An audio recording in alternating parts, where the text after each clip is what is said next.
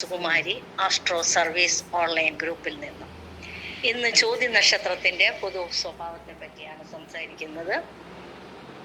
ചോദ്യനാളിൽ ജനിക്കുന്നവർ വ്യാപാര മനസ്ഥിതിയോടുകൂടി കാര്യങ്ങൾ നോക്കിക്കാണുന്നവരാണ്. ലാഭനഷ്ടങ്ങൾ കണക്കിലെടുത്തായിരിക്കും ഓരോ കാര്യത്തെ പറ്റിയും ഇവർ തീരുമാനമെടുക്കുക. നിർബന്ധ ബുദ്ധി കൂടുമെങ്കിലും പുറമെ അത് പ്രകടിപ്പിക്കാതിരിക്കാൻ പ്രത്യേകം ശ്രദ്ധിക്കും. കാര്യപ്രാപ്തിയും പരിശ്രമശീലവും ഉണ്ടാകും. വാക്കുപാലിക്കുന്നതിൽ പ്രത്യേകം ശ്രദ്ധിക്കും. കൊടുക്കൽ വാങ്ങലുകളിൽ കൃത്യത പാലിക്കും. അന്യർ പുകഴ്ത്തി പറയണമെന്ന് ആഗ്രഹിക്കും. വിമർശനങ്ങൾ നേരിടാനുള്ള കഴിവ് കുറയും. ചെറിയ കാര്യം കൊണ്ട് അടുത്തവരോടുപോലും കലഹിക്കും. സ്വന്തം കാര്യങ്ങൾക്ക് കുഴപ്പം വരാത്ത ഏത് സഹായവും അന്യർക്ക് ചെയ്തു കൊടുക്കാൻ സന്നദ്ധത കാണിക്കും. സ്വാതന്ത്ര്യ ബോധം കൂടും. ആരുടെയെങ്കിലും ആജ്ഞ അനുസരിച്ച് പ്രവർത്തിക്കാൻ തയ്യാറാവുകയില്ല. എതിർപ്പുകളെ ധീരമായി നേരിടും. ആരെയെങ്കിലും ആശ്രയിച്ച് ജീവിക്കാൻ ഇഷ്ടപ്പെടുകയുമില്ല. അതേസമയം സ്വന്തം അഭിപ്രായങ്ങൾ അന്യരെ കൊണ്ട് അംഗീകരിപ്പിക്കാൻ ശ്രമിക്കും.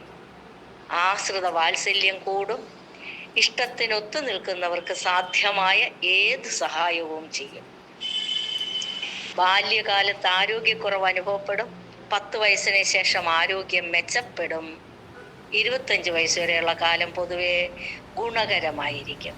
25 വയസ്സു മുതൽ 44 വയസ്സ് വരെയുള്ള കാലത്ത് വലിയ സാമ്പത്തിക നേട്ടങ്ങൾ ഉണ്ടാകും. ഈ കാലത്ത് മെച്ചമായ ജോലി, വിജയകരമായ വിവാഹം, പലവിധത്തിൽ ധനലാഭം തുടങ്ങിയവ ഉണ്ടാകും. 44 വയസ്സ് മുതൽ 61 വയസ്സ് വരെയുള്ള കാലം ഗുണദോഷ മിശ്രമായിരിക്കും.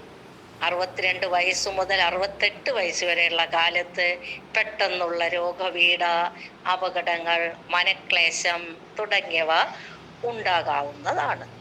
68 വയസ്സിന് ശേഷമുള്ള കാലം പൊതുവെ ഗുണകരമായിരിക്കും. ദാമ്പത്യ ജീവിതം പൊതുവെ സന്തോഷകരമായിരിക്കും.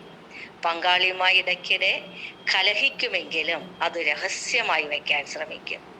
കുടുംബജീവിതത്തിന്റെ ഭദ്രതയ്ക്ക് പ്രത്യേക പ്രാധാന്യം നൽകും. സദാചാരനിഷ്ഠയും സത്യസന്ധതയും ആത്മാർത്ഥതയും ഉണ്ടാകും. കുടുംബത്തെ സ്നേഹിക്കുന്നവരും ആണ് ഇവർ.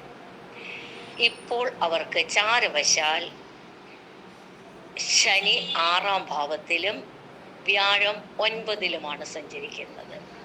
അപ്പോൾ ഗുണദോഷ സമ്മിശ്രമായിരിക്കും ഇപ്പോഴുള്ള അവരുടെ ദശാകാലം. വ്യാഴം 9-ലാണെങ്കിലും 3-ഉം 6-ഉം ഭാവാധിപത്യമുള്ള വ്യാഴമാണ് 9-ൽ നിൽക്കുന്നത്. അപ്പം അതിൻ്റെതായ ചില തടസ്സങ്ങളും ബുദ്ധിമുട്ടുകളും ഒക്കെ നേരിടാനുള്ള കാലം കൂടിയാണ് ഇപ്പോൾ. ശ്രദ്ധിച്ച് കഴിയുക. നന്ദി, നമസ്കാരം.